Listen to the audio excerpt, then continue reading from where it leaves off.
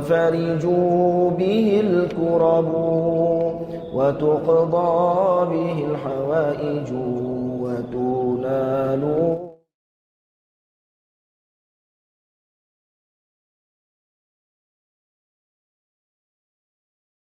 وصحبه أجمعين. قال رب اشرح لي صدري ويسر لي أمري واحلل عقدة من لساني يفقهوا قولي. سبحانك لا علم لنا إلا ما علمتنا إنك أنت العليم الحكيم ولا حول ولا قوة إلا بالله العلي العظيم. Ilahi anta maksudi wa ridhaka matlubi a'tini mahabbataka wa ma'rifataka. Amma ba'du, assalamualaikum warahmatullahi wabarakatuh. Jadi malam ni kita nak start baca kitab barulah. Lepas daripada kita khotel kitab penawar bagi hati, dan ni kita nak baca kitab baru pula. Kitab yang kita pilihnya kitab Arba'in An-Nawawiyah.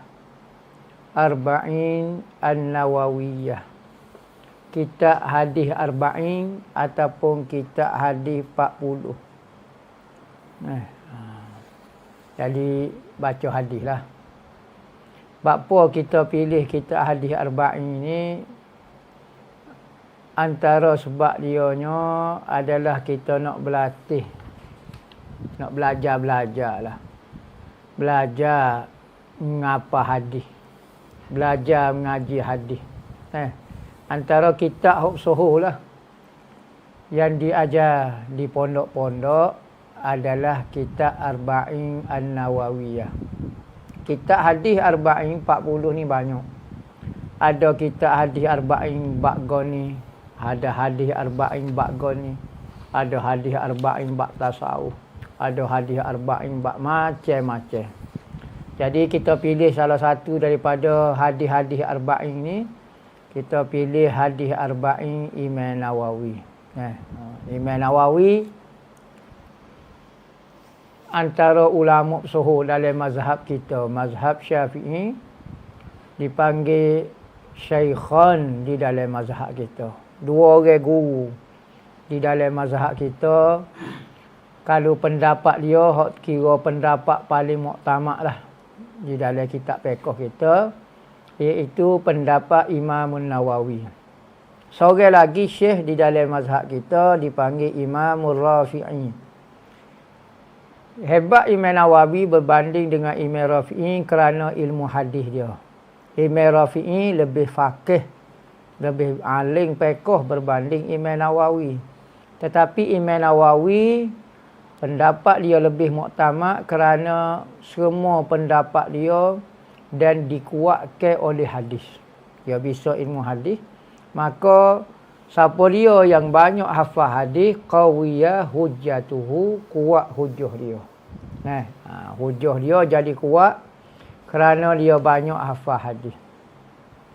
Imam Nawawi ini nama Imam Nawawi, gelar dia Syekhul Islam. Syekhul Islam, tok guru kepada agama Islam. Ni satu pangkat yang sangat tinggi di dalam agama kita. Kalau saya tak cap kali dewata dia, kali dewa sayak labuh habis ring. Guru, tok guru kepada agama Islam. Yakni kalau agama Islam nak dengar mengenai agama Islam, dengar daripada orang ni. Gelar dia Syekhul Islam. Tu gelar tertinggi di dalam agama Islam, dipanggil Syekhul Islam. Tempat kita ada juga Syekhul Islam seperti mufti, maka tempat kita beri gelar Syekhul Islam juga. Tapi Syekhul Islam yang disebut dalam kitab ni bukan untuk mufti saja, dia atas pada mufti lagi. Atas daripada PhD lagi. PhD ni kalau ngarung air laut baru duk gigi air baru. Tak pergi ke mana-mana lagi. Hak ni atas pada PhD lagi, Syekhul Islam. Alamul Aulia, bendera para wali-wali. Orang hebat juga dia, wali. Bukan kata orang alim saja. Wali Tuhan pula. Orang lain ni alim pun duk, wali pun duk. Lepas tu, bahagian kubal tu banyak. Dia bahas menurut ilmu. Ilmu berkubal habis. Tak tahu alik hidup macam tu. Mazhab mana pun tak tahu. Pegangan mana pun tak tahu. Orang penting ilmiah. Ilmiah apa dia tak tahu lah. Kita bukan nak tunjuk ilmu kepada masyarakat. Tapi nak membimbing masyarakat. Ada orang lain ni nak tunjuk ilmu dia. Habisnya bahas tak tahu apa. Tak ada skill, tak ada apa dia. Kubal habis. Orang kelik dengan ngajar dia tak tahu mazhab gapo dia, pakar tak tahu akidah gapo. Alamul Aulia, bendera para wali-wali, tu gelar dia. Imam Nawawi ni ada satu cerita masyhur mengenai dia. Sebab apa kita pilih kitab Arba'in Imam Nawawi, kerana sebabnya antaranya pengarah dia tu orang hebat. Imam Nawawi ni ada satu kisah seorang wali. Cerita wali selalu. Bahasa kakak ni minat sungguh cerita wali. Cakap nak cerita setan. Cakap nak cerita musuh Tuhan. Buat apa dia ayat cerita musuh Tuhan? Nak buat pedoman. Maka cerita wali-wali kekasih Tuhan. Sebagaimana Al-Quran sendiri menyebut cerita wali. Cerita Iskandar Zulkarnain. Cerita Ashabul Kahfi. Itu cerita wali. Cerita Siti Maria. Al-Quran menyebut cerita-cerita wali. Kalaulah cerita wali itu tak ada faedah, nescaya Al-Quran tidak akan masuk ke cerita wali walau siapa. Tapi cerita tu 1/6 daripada Quran tu cerita. Cerita goni, cerita Nabi, cerita macam-macam. Tujuan kita dengar cerita kekasih Tuhan ni supaya kita rasa semangat untuk menjejak, untuk ikut cara-cara pokok dia hidup, cara pokok dia belajar. Satu kali seorang wali daripada Morocco, Maghribi, bermimpi satu malam. Pok kita mimpi hatu. Wali ni hati dia sentiasa duduk dengan Tuhan. Maka mimpi-mimpi dia juga berkait dengan ketuhanan. Maka antara tanda-tanda kehebatan dia panggil mimpi ketuhanan adalah bermimpi dengan kekasih Tuhan. Wali tu bermimpi dia masuk satu persidangan wali-wali. Biasalah wali dia ada persidangan dia. Karut. Hamba tak pernah tahu. Tak ada surat undangan. Lo ni demo bukan wali masalah. Ya demo gelenyar nak pergi tahu urusan orang pedoh apa. Cerita ni disebut ma'ruf oleh wali-wali. Geng-geng dia tahulah. Supaya orang nega jual dadah lah. Kita tak tahu mana ada orang jual dadah. No, kaya ada orang jual dadah. Jadi bukan bidang kita. Jangan duk masuk campur. Bermimpi persidangan wali-wali. Maka wali tu pun, dia mimpi tu dia mari lewat. Dia mari lewat dah, orang penuh lah. Apabila penuh lagu tu dia mari lewat, maka dia cuik. Dia cuik seorang. Orang yang mari lewat tu dia cuik. Maka dia royak. Dia kata, ada gapo dia ni persidangan ni tiba-tiba ni. Sekala royak dulu sepatah kalau ada persidangan gapo-gapo. Katanya wali alik belakang ni, ni mesyuarat tergempar. Mesyuarat tergempar. Katanya wali tu buat apa? Malam ni wali kutub meninggal. Lepas tu, hari ni kita bersidang secara tergempar, kata nak pelantikan wali kutub baru. Ketua para wali. Katanya wali tu kata, hok Maghribi, orang Morocco tu kata, siapa dia tahu ni? Orang yang dipilih jadi wali kutub. Katanya orang tu kata dia orang Syria. Orang Dimash. Nama dia apa? Nama dia Yahya. Yahya nama. Tak kanah pun. Tak apa lagi nama. Nama dia Yahya bin Syarah An-Nawawi. Lagu tu. Maka dia duduk di Morocco. Syria sini. Yang bawah ni. Morocco ujung daratan tu. Lepas pada benua Afrika, di ujung tu. Morocco.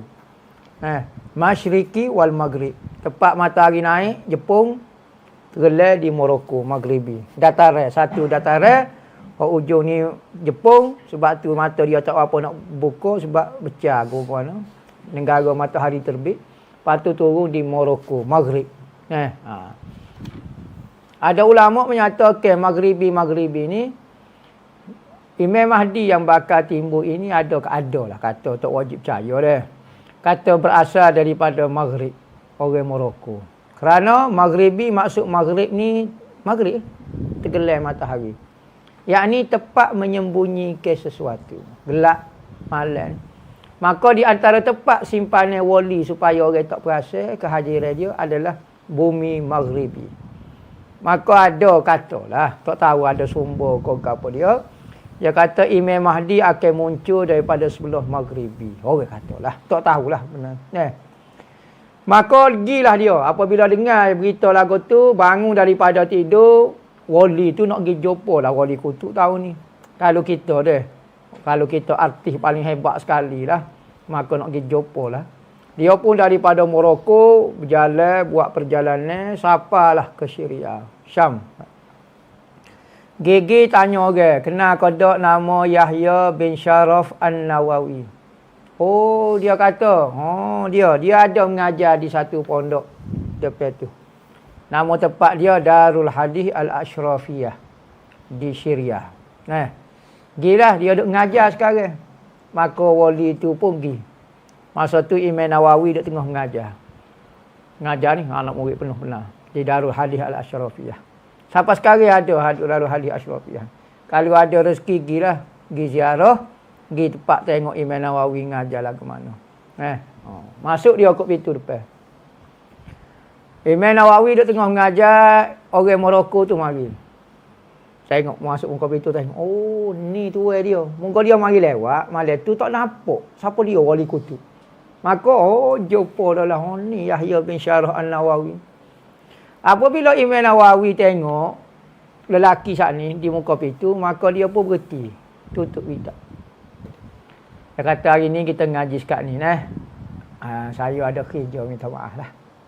Dia tutup kitab dia. Tengok ngajar balik-balik. Dia pun panggil orang Morocco tu. Di ujung masjid dia. Orang Morocco tu kata, panggil saya. Masuk, mari dekat, dia pun pegang tangan orang Morocco tu, masuk dalam bilik dia. Buka bilik suluk dia, masuk. Dia kata, mu jangan beritahu kepada siapa-siapa apa yang kamu mimpi semalam. Ya awal lagi. Mu jangan royak kok siapa-siapa dia. Apa yang kamu mimpi. Tu wali kutub punya pukulan. Kok kita terkutuk. Bukan wali kutub, terkutuk. Ni cerita wali-wali. Jangan kiyah dengan kehidupan kita yang penuh materialistik. Penuh kebendaan, penuh dengan nafsu, penuh dengan syaitan, penuh dengan iblis. Jangan kiyah kehidupan wali dengan kehidupan kita. Cerita ni khayalan. Khayalan ni sebuah pada awak. Ni sebuah pada orang tu benda tu hakiki. Adakah kita menafikan cerita wali-wali kerana dinafikan oleh orang jahil? Orang jahil nafi cerita ni. Kita pun dengar tak boleh kena jaga hati orang jahil. Kena ada lah jaga hati PhD ke. Sebab dia tak percaya kepada cerita wali. Lagu tu perjalanan hidup kita tak. Cerita wali tu pengalaman hidup dia. Awak alami, kau tak alami, tu suku pasal. Tu. Imam Nawawi. Imam Nawawi ni dia lahir pada tahun, nama dia dulu. Muhyiddin, gelar dia Abu Zakaria. Lakab dia Yahya, nama dia. Yahya bin Sharaf Al-Syafi'i An-Nawawi. An-Nawawi. Dia lahir pada tahun 631. 631 berarti 800 tahun. Lebih kurang lah. 800 tahun lepas. Di satu kampung nama dia Nawawi. Nawa nama tempat. Nama tempat dia Nawawi. Jadi nisbah An-Nawawi tu nama kampung dia. Kalau kita tok kenali. An-Nawawi ni maknanya Tok Nawawi. Maknanya tepat.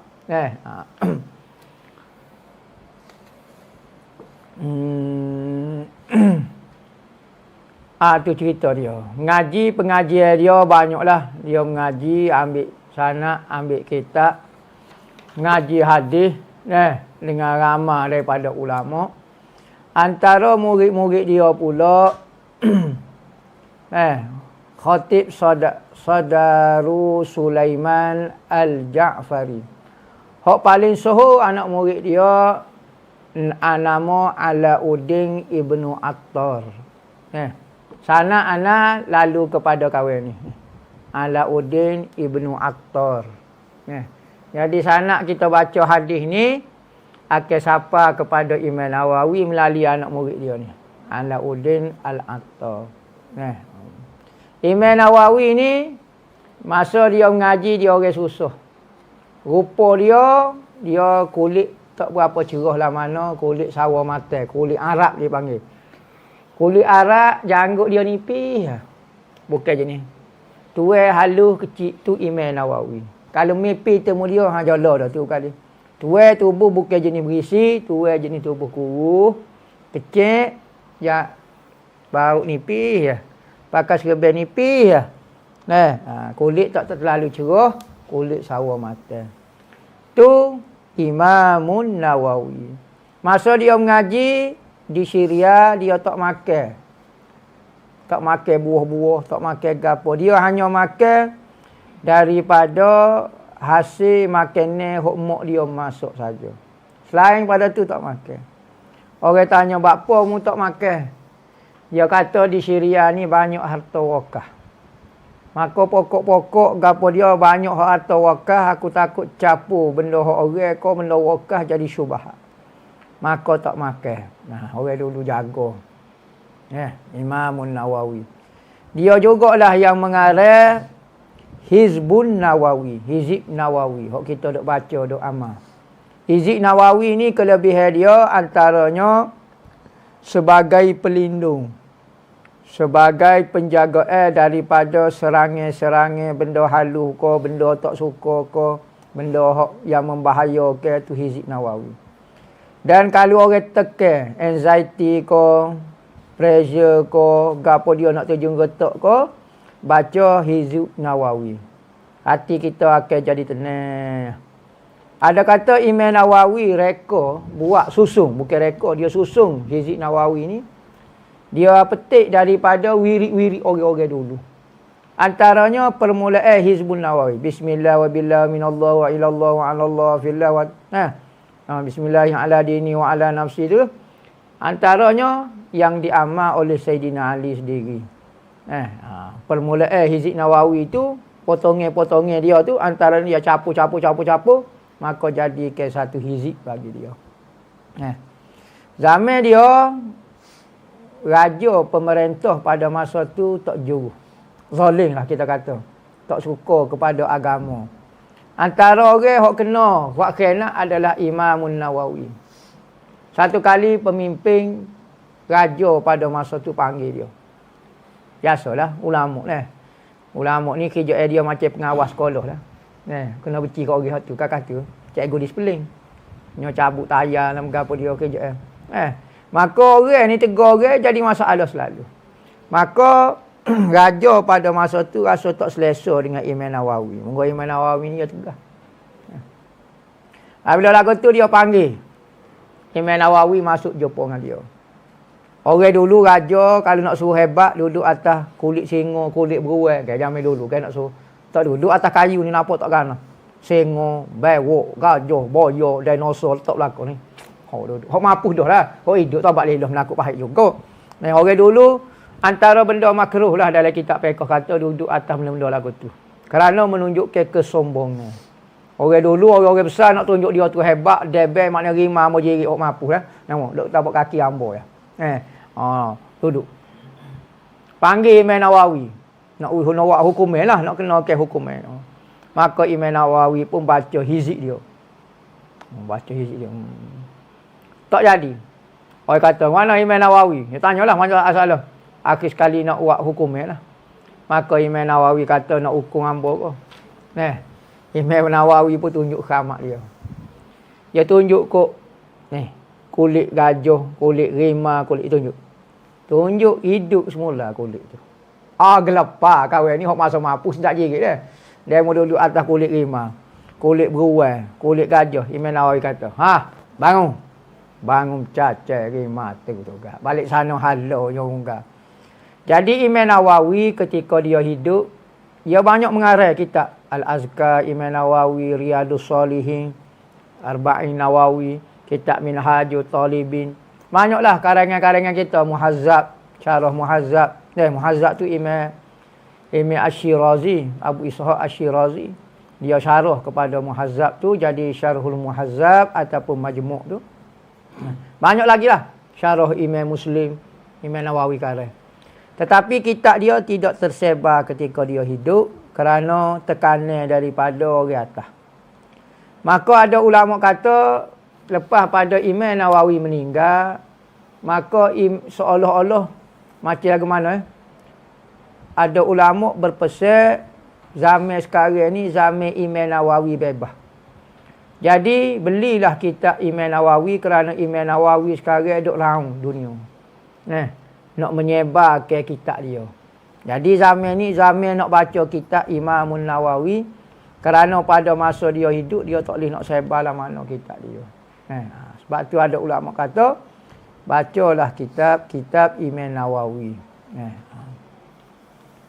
Tu kedudukan dia. Meninggal tahun berapa dia?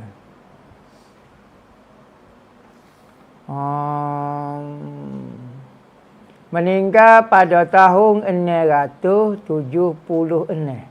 676.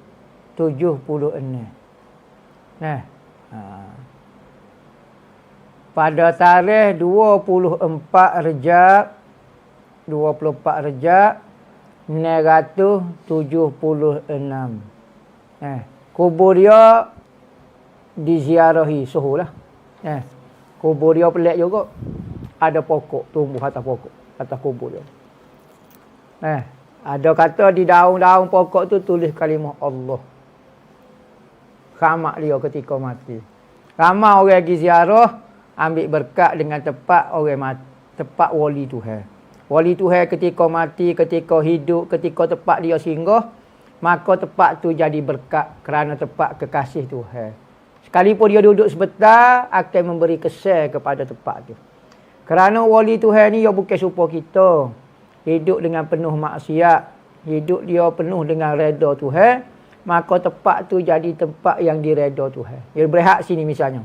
Maka tempat tu jadi Tuhan suka tempat tu. Maka sebab itulah kita tengok kalau di Tanah Harak atau di mana-mana banyak kesan-kesan wali Tuhan dibuat tempat.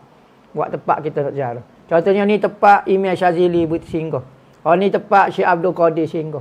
Ini tempat Nabi Khidir singgah. Oh ni tempat Nabi kubur dia ya. Maka tempat-tempat dia singgah pun jadi tempat ziarah juga.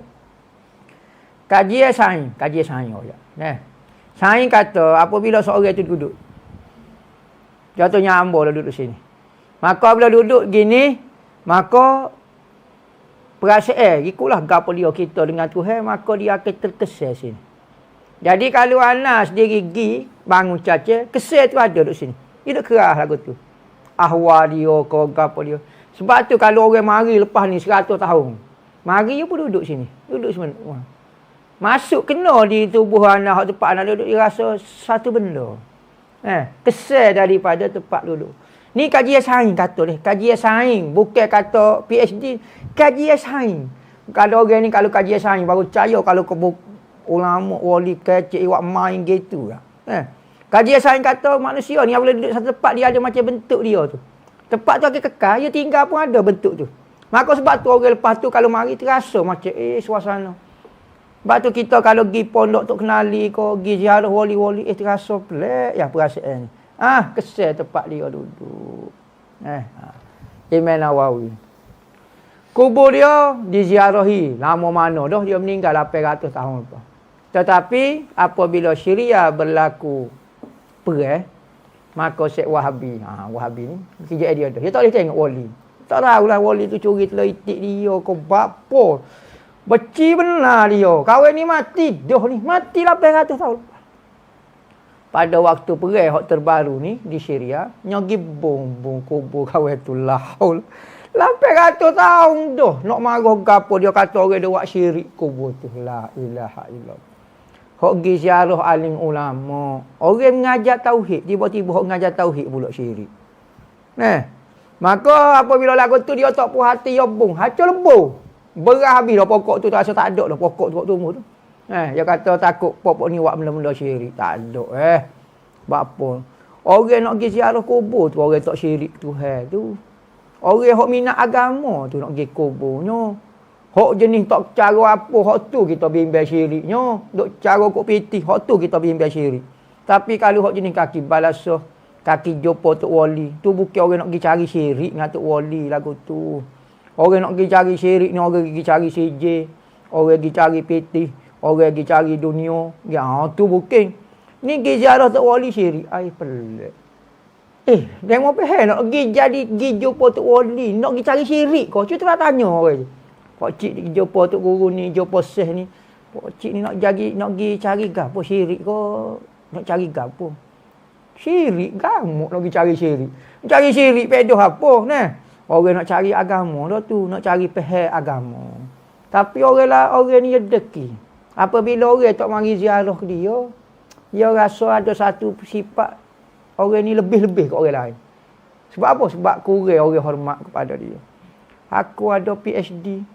Aku mufti tak mari ziarah aku. Siung tangan gak sekali wi hadiah kau gapo ajak naik helikopter kau gapo.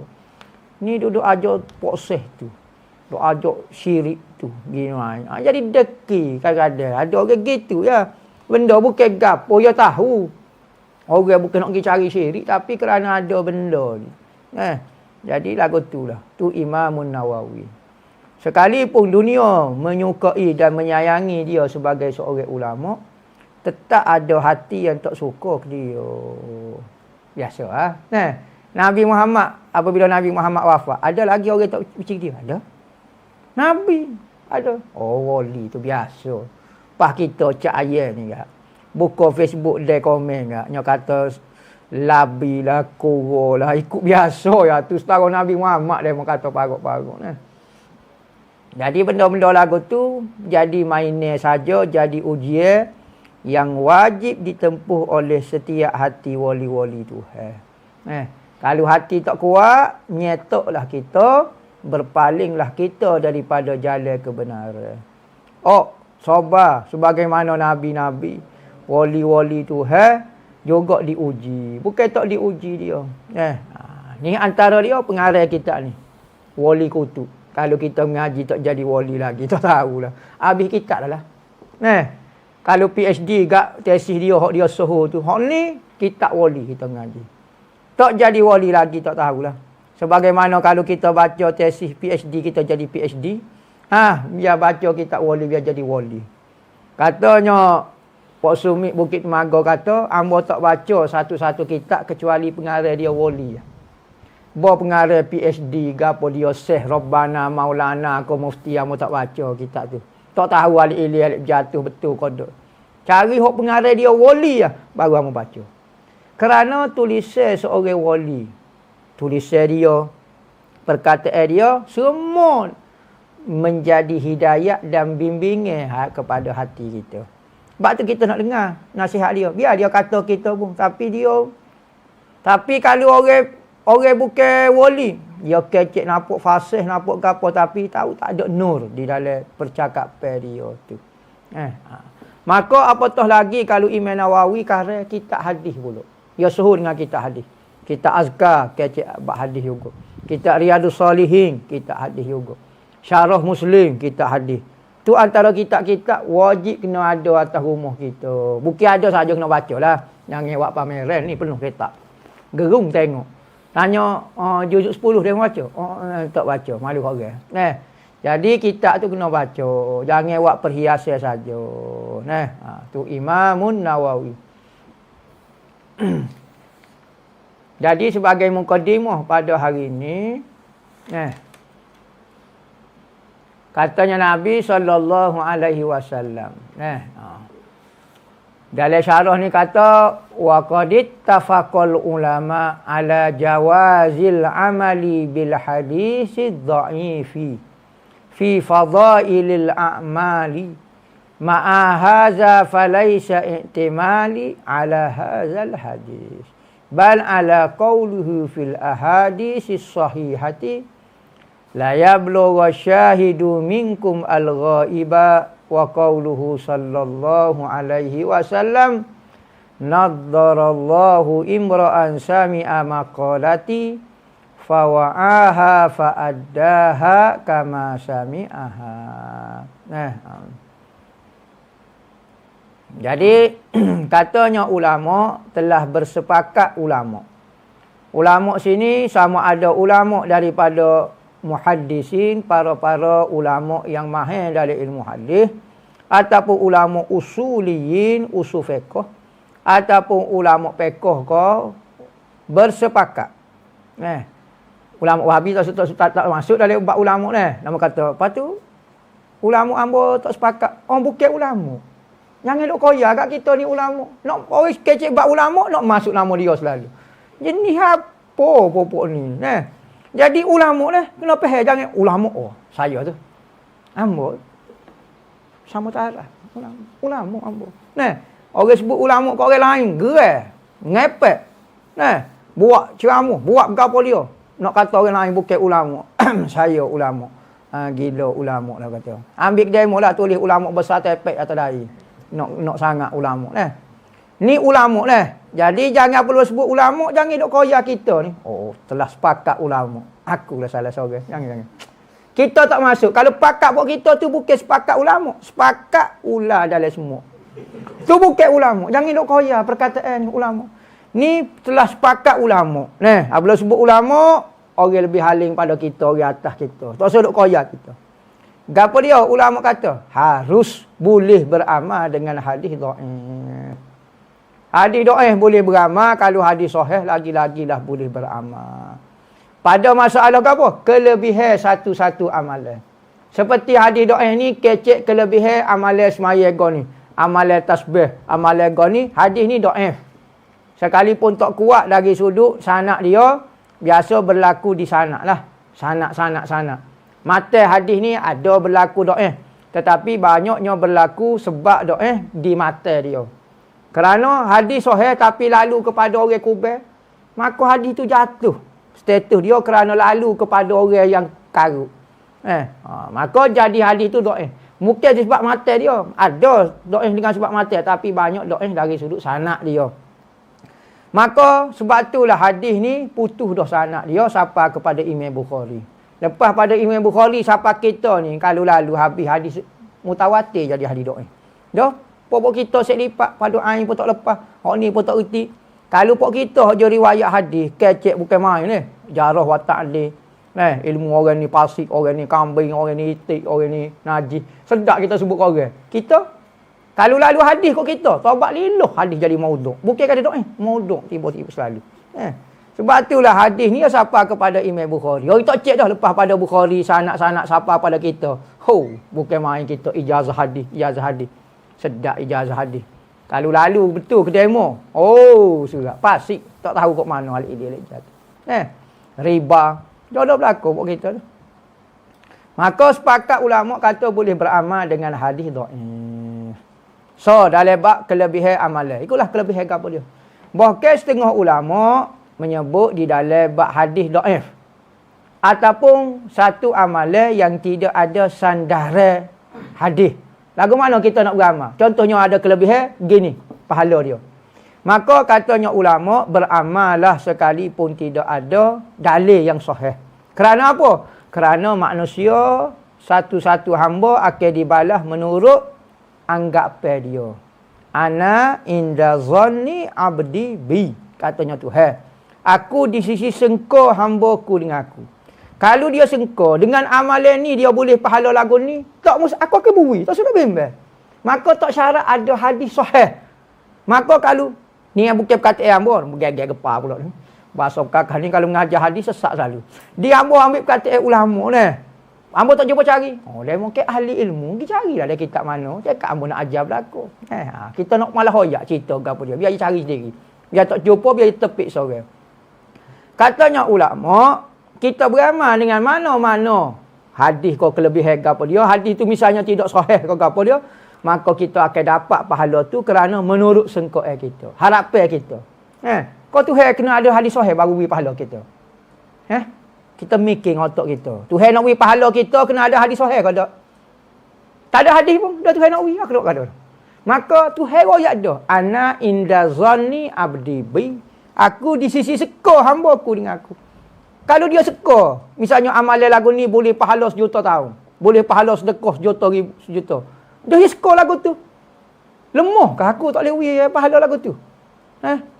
Sebab itulah ulama-ulama dalam mensyarah ke hadis ni macam-macam ulama. Kalau ulama tasawuf ke mensyarah hadis ke. Sedap yang ngaji hadis. Rasa ada harapan semacam dengan Tuhan. Kalau ulama orang lain kat kecak sekat tak boleh. Tak boleh. Kalau ulama tasawuf ke muska ke apa dia Tuhan? Insya-Allah Tuhan beri. Innallaha sami'un innallaha karim. Allah Ta'ala Maha Pemurah. Bui. Kau tunggu hadis sahih dulu. Oh, berat benar Tuhan. Tuhan ni tak ada syarat yang nak beri kita. Tak ada hadis misalnya. Tak ada. Memang sungguh tak ada hadis bab ni. Ikutlah kita buat kebaikan ke apa. Tuhan nak beri pahala. Ikut nak beri ke apa dia. Kau kena ada hadis. Ada syarat bagi Tuhan. Ada. Tapi untuk kita nak ajar orang, nak ngesahkan, nak suruh, tak boleh. Atas nama hadis tak boleh lah sebab hadis tu tidak sabit. Tapi atas nama kemurahan Tuhan. Atas nama ana inda zanni abdi bi, hak tu boleh. Muska gapo dia dengan Tuhan. Muska gapo dia, hak tu Tuhan. Innamal a'mal likulli imri'in ma nawa. Setiap orang dibalas menurut apa yang dia niat. Hadis sahih kata, mudah-mudahan orang yang mendengar hadis daripada golongan kamu. Nabi kata, popokmu ni sahabat dengan hadis, mudah-mudahan sampai kepada orang yang tak dengar lagi. Jadi kita baca hadis ni masuk atas perintah menyampaikan hadis kepada orang yang masih belum dengar hadis lagi. Jadi hadis asasi ni 40 hadis ni banyak hadis kan. Hak asas ni kita baca 40 hadis dulu. Pas surah alim kita baca pula sikit-sikit dah. Dan Nabi sebut nazarallah, Allah Taala beri ke cahaya. Cerah ke seseorang yang mendengar percakapanku, mendengar hadisku. Dan dia jaga hadis tu dan dia pun beritahu kepada orang sebagaimana dia dengar. Hak ni kaedah di dalam ilmu hadis, dalam meriwayatkan hadis. Nabi kata ni doa daripada Nabi. Mudah-mudahan Allah Taala cerahkan dia. Beri cahaya kepada dia di kubur dia di apa? Kerana apa? Kerana pertama dia dengar hadis aku, lepas tu dia jaga, dia hafal. Maka timbul istilah hafal, dhabit dipanggil, dhabtul hadis. Lagu mana nak hafal hadis? Dua cara. Hafal di dada, hafal di tulisan. Amo tak apa tapi amo tulis belakang hadis. Boleh juga. Dhabtul kitabah, dhabtul sadri dipanggil. Maka apabila lagu tu dia hafal kau, dia tulis kau, maka dia pun tunai pula. Kita baca pula hadis kau orang. Maka apabila kita baca dengan hafalan kita dan tulisan kita sebagaimana kita dengar. Ni. Syarat hadis sahih. Apa dah? Awaluha sahihuha wa mattasal isnaduhu wa lam yushazza au yu'an. Yarwihi adlun dhabitun an mislihi mu'tamadun fi dhabtihi wa naklihi. Katanya Baikuniah kata. Jadi kita pun tunai sebagaimana hak kita dengar, maka Nabi doa supaya Allah Taala cerahkan muka dia. Dan setengah lagi ulama kata mengenai hadis ni, katanya Imam Ahmad Ibn Hanbal kata kalulah wali kutub tu bukan daripada ahlul hadis, maka tak ada wali kutub. Imam Ahmad Ibn Hanbal ni dia anak hadis. Maka dia kata ada ulama fiqh, Imam Nawawi kata, kalulah ulama fiqh bukan wali kutub, maka tak ada wali kutub sebab dia tok fiqh. Kata Imam Ahmad Ibn Hanbal dia ahlul hadis. Dia kata kalau bukan ahlul hadis tu wali, nescaya tak ada wali atas muka dunia. Kerana apa? Kerana dia ambil daripada mafhum hadis, kata Imam Ahmad Ibn Hanbal, orang ahlul hadis ni sebut nama Nabi semacam. Qala Rasulullah sallallahu selawat semacam. Maka selawat ni Nabi Muhammad kata siapa dia banyak selawat, dia paling dekat duduk dengan aku. Maka orang banyak sebut nama sallallahu alaihi wasallam ni dalam kitab fiqh, kadang kita mengajar tak ada sebut hadis pun, sebut apa. Jadi kita hadis ni banyak sebut nama Nabi. Maka dia hok paling dekat dengan Nabi, hok paling dekat sekali dengan Nabi. Jadi wali Tuhan. Tu pendapat Imam Ahmad Ibnu Hanbal. Wallahu a'lam.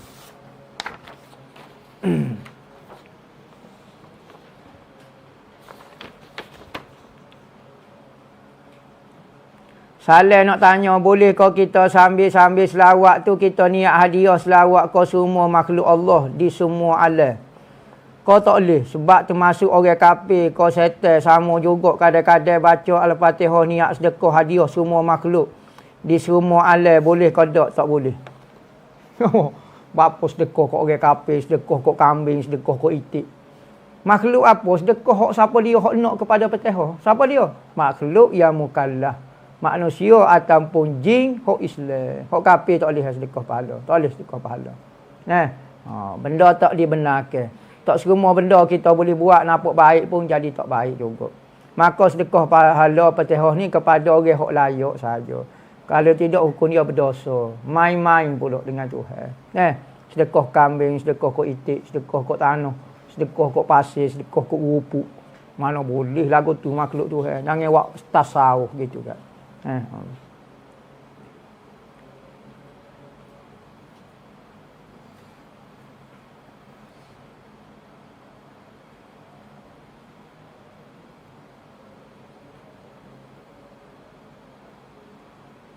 Ketika kita solat, maka terlintahlah dalam hati tentang Nabi Muhammad dan mengalir air mata. Tapi jerit tak ngisuk pun hanya keluar air mata. Munjuk tak tubik mata, keluar air mata. Soalan saya, dalam solat kita ke perlu Allah je. Tak boleh ingat selain Allah, mohon pencerahan. Lah memang lagu tu lah. Ingat bab tajuk semaya, apa ingat bab Nabi Muhammad pula tu. Tak sebut nama Nabi Muhammad lah. Asyhadu anna Muhammad tu. Masa lain tu ingat Tuhan lah. Gitu. Jadi tak khusyuk juga. Bagi orang peringkat rendah ni khusyuk lah ni setahun ni. Tapi kalau orang peringkat tinggi, tanya semaya, kena ingat Tuhan saja. Ingat kita duduk semaya. Jangan duduk ingat bab akhirat. Tak boleh kita duduk semaya, duduk ingat bab neraka. Tak boleh, tak ada kaitan. Semua tu mengganggu khusyuk sembahyang. Apa maksud khusyuk sembahyang? Fokus kita pada sembahyang sahaja. Sekalipun ingat neraka, ingat syurga tu benda baik. Ingat dosa kita benda baik. Tapi bukan waktu tu. Beri masa untuk khusyuk dalam sembahyang, yakni fokus dalam bab sembahyang. Allahu Akbar. Bab tu saja. Bab akhirat pun tidak dipanggil khusyuk. Kalau bab dunia lagi-lagi tak khusyuk. Bab akhirat pun tidak khusyuk. Gitu.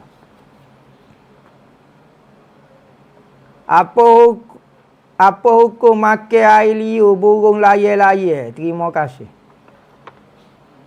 Air liu. Sarang burung tu lah boleh. Sarang burung layar-layar tu. Jadi sarang burung layar-layar ni tak tahu ambo. Rasa boleh makan, majlis fatwa kata boleh makan. Burung layar-layar. Burung layar. Boleh makan kata. Sarang burung layar. Dia ada burung walik, ada burung gapo dia. Ambo tak ingat dah. Bab ni, bab burung layar ni. Ngecek semula lah. Rasa boleh makan, tak ingat dah itu. Ada orang tanya masalah burung walik. Burung layar, burung kapur dia ada beza dia. Ada yang boleh makan. Burung layar sendiri tak boleh makan. Tak boleh makan burung layar. Jadi air liu dia boleh makan kau tidak. Dia buat sarang dia tu ke. Jadi ubat kau kapur dia. Tapi orang duk makan. Kita pun makan. Makan dah orang tahu. Tak ingat dah hamba dia. Minta maaf dia. Hamba tak ingat dah. Kena ingat molek nah baru kita royak ni. Macam mana kita nak sabar dan tak mudah naik angin bila ditimpa satu-satu ujian. Kadang-kadang lepas 2-3 jam sehari baru boleh reda. Padahal kita tahu ujian itu mari pada Allah sendiri. Kita sendiri pun hak Allah Ta'ala orang tahu. Lepas tu gini. Sebab itulah apabila mari saja musibah sebut nama Tuhan lalu. Supaya dengan sebutan tu kita ingat khabar semula. Kita tahu benda tu. Tapi dia mari serepuk dia panggil angin. Jadi ilas sebetar Tuhan. Ilas sebetar kita ni hamba. Mari muka lain. Maka sebab tu apabila mari ujian dalam Quran kata. Sebut inna lillahi wa inna ilaihi raji'un. Mula inna lillahi wa inna. Marilah gapo dia dengar berita gapo tak inna lillahi. Sebut semacam dia kata siapa kita rasa lega. Ingat kita ni milik Allah Taala. Jangan mari duk senyap. Tu tak sebut nama Tuhan. Ya mari benda lain lah. Adakah zikir saya tak diterima Allah sebab jadi keras hati lagu ni? Zikir diterima Tuhan suku pasar, hati jadi lembut suku pasar pula. Jangan bawa syirik dalam zikir. Zikir tak beri apa kesan. Asbab saja untuk mendapat hati yang lembut. Kadang-kadang ada orang tak berzikir hati jadi lembut. Ada orang berzikir hati betul dah zikir tapi hati keras, nak kata ke mana? Jadi ingat Allah Ta'ala ketika berzikir. Jangan ingat zikir. Ingat Allah. Tujuannya ingat Allah, kita sebut zikir. Ingatnya ingat Allah. Sebutannya adalah zikir. Macam kita sebut nasi kerabu. Nasi kerabu sebut tu. Kita sebut nasi kerabu. Kita tak makan. Kita makan ni hok depan tu, hok warna biru tu berok cap bunga. Jadi sebutan kita tak makan. Kita makan diri dia. Maka zikir tu kita sebut zikir, tapi ingatnya ingat Allah Taala. Lagu tu. Jadi gapo-gapo dia berlaku jangan rasa kecewa, jangan rasa gapo. Bawa tauhid semacam Tuhan boleh buat apa saja. Hamba zikir dah hati keras lagi, lupa Tuhan lagi. Nak kata ke mana? Nak nipah apa dia? Nak nipah tu kita. Dia zikir jadi, kita zikir tak jadi, nak marah siapa dia lah. Nak marah siapa dia? Gosok kali marah Tuhan, nak marah Tuhan tu. Tuhan ke buat belaka-belaka. Sebab tu kadang-kadang zikir kalau tak kena, syirik penuh dalam perut. Kau banyak zikir, kau banyak syirik duk bersikupur. Sebab tu zikir kita kena perhati. Nampak anak murid tu duk pegang kok zikir lupa Tuhan, royak untuk sebut saja zikir tu ingat Tuhan. Kadang-kadang terlala kerana minat sangat zikir, siapa minat zikir tak minat Tuhan pula. Ada juga. Jadi kena ada orang tegur semacam Maaf nak tanya, adakah di syurga wanita kena berhijab juga? Jangan. Semangat nak isih ni. Pakai pudah juga ke? Tak tutup aurat. Tak pakai apa satu ikut dia lah. Dalam syurga, bukan tempat menutup aurat dah. Nak buka aurat pun tak ada masalah apa. Kerana apa? Kerana dalam syurga tak ada dah nafsu. Tak ada dah tengok tina orang nak buat kena. Tak ada dah. Semua puas hati dengan Tuhan, duduk dengan jadi hamba Tuhan sungguh. Kerana orang boleh duduk dalam syurga, orang hati bersih saja, orang hati hamba saja. Lah ni apa kita suruh tutup sebab nampak yang pakai serban, nampak yang pakai jubah, musang berbulu ayam. Lepas tengok ke Allah, warak kucing buat kita ni. Tapi dalam syurga tak syarat kata tak ada pakai pudah kau dia tak tutup aurat pun. Bukan kata orang pakai muslimat belaka dalam syurga dah. Tak ada dah waktu tutup aurat, waktu semayang, waktu zikir, waktu gapo tak ada dah. Hanya bersedap-sedap saja dalam syurga. Kalau kena pakai pudah sedap tak? Panah hamba panah. Tidak kau jadi tak suruh. Dok ya kain dia ada ekor. Dah. Dalam syurga ni tak syarat tutup aurat dah. Semaya pun dah. Ngaji fardu ain tak payah dah. Pondok pun tak ada dah. Ahli syurga belaka dah. Benda-benda ni ada kerana nak kawal manusia yang ada nafsu jahat. Pondok kena ada, agama kena ada, tutup aurat kena ada. Kerana nak kawal kita tak bersih lagi. Dia ahli syurga ni lagu lain dah kita, perasaan kita. Jadi orang-orang suci dia panggil. Bukan wali kau boleh. Duk balik sana wali ahli syurga ni. Maka pada masa tu tak payah tutup aurat dah.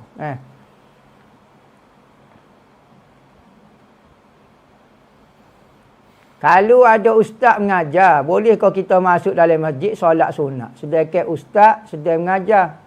Moleknya kalau kita nak sembahyang sunat tahiyatul masjid, nusuk sikit. Supaya takut ustaz tu terganggu ketika dia mengajar. Kerana apabila kita sembahyang, ustaz tu kena dia lah. Sebab nak jaga kita nak sembahyang. Jadi ada dekat 300 orang duk tunggu kita seorang. Kita nak baca Bismillahirrahmanirrahim. Habis masa orang besok kawan tu duk tunggu nak jaga orang sembahyang. Orang nak mengajar, orang nak bertafadu'an, hok mana nak jaga? Hok ni maya lagi. Jadi buat tindakan yang cerdik, nusuk sikit.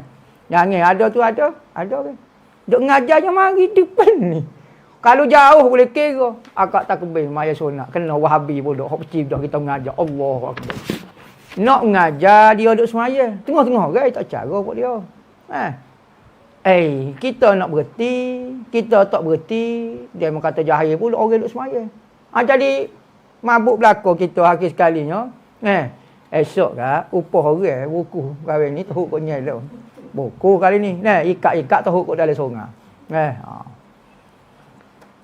Ada satu video dia, video Wahabi saja pokok kita buat belakang. Wahabi kita ambil ikat-ikat teruk dalam sungai. Dia kata ni adalah ajaran ekstrim.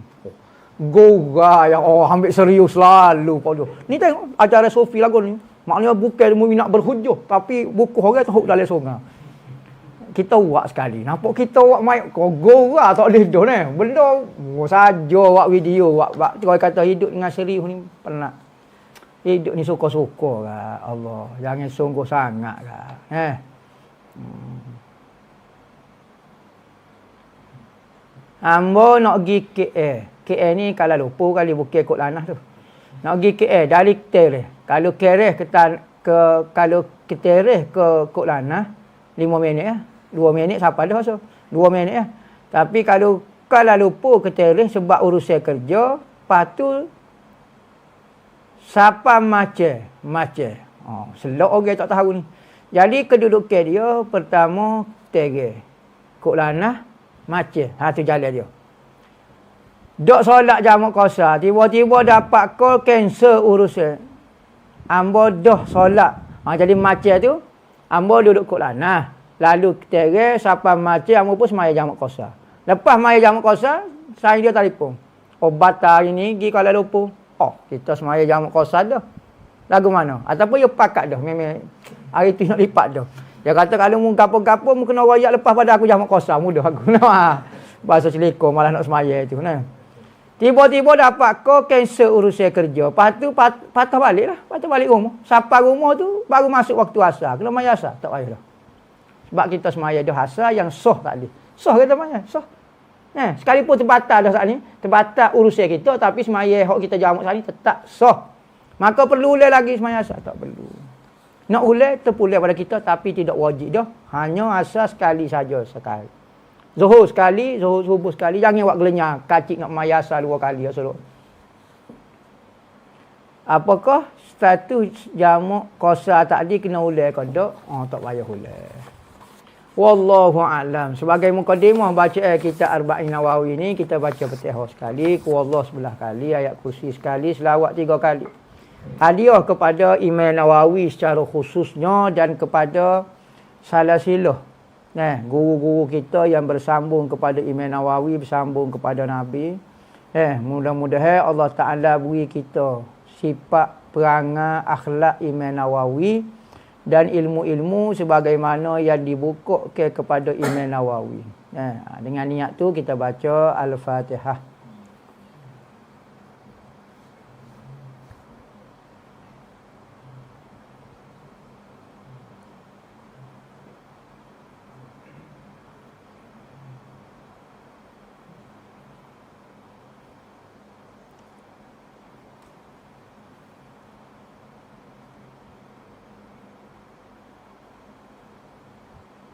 Allah.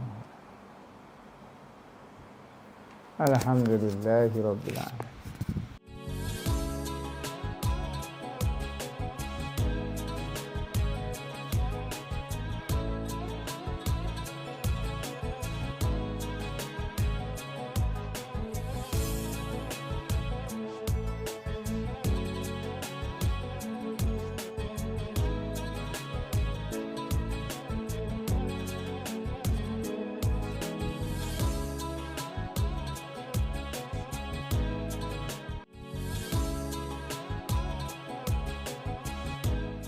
Kita telah habis sebanyak dalam 200,000 dan kita masih memerlukan 280,000 lagi untuk menyiapkan tambahan daripada masjid yang kita sedia duk guna sekarang. Masjid tambahan ini adalah keperluan untuk pelajar-pelajar belajar. Kerana pertambahan pelajar maka memerlukan ruang yang sangat besar.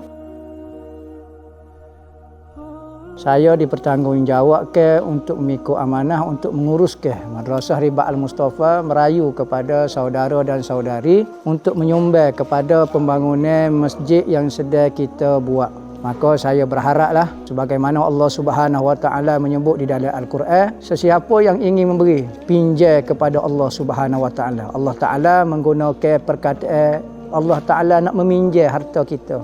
Lemah lembutnya Allah Taala untuk mengambil harta seseorang. Jadi saya lebih-lebih lagi merayu kepada muslimin dan muslimat untuk menyumbang bersama-sama menjadi pahala kebajikan amal jariah yang berpanjangan sehingga di dalam kubur kita dan hari akhirat. Mudah-mudahan Allah Ta'ala saja yang akan membalas hasil usaha amalan kita semua di akhirat nanti, iaitu syurga Allah Subhanahu Wa Ta'ala. Wa sallallahu ala sayyidina Muhammadin wa ala alihi wasallam walhamdulillahi rabbil alamin.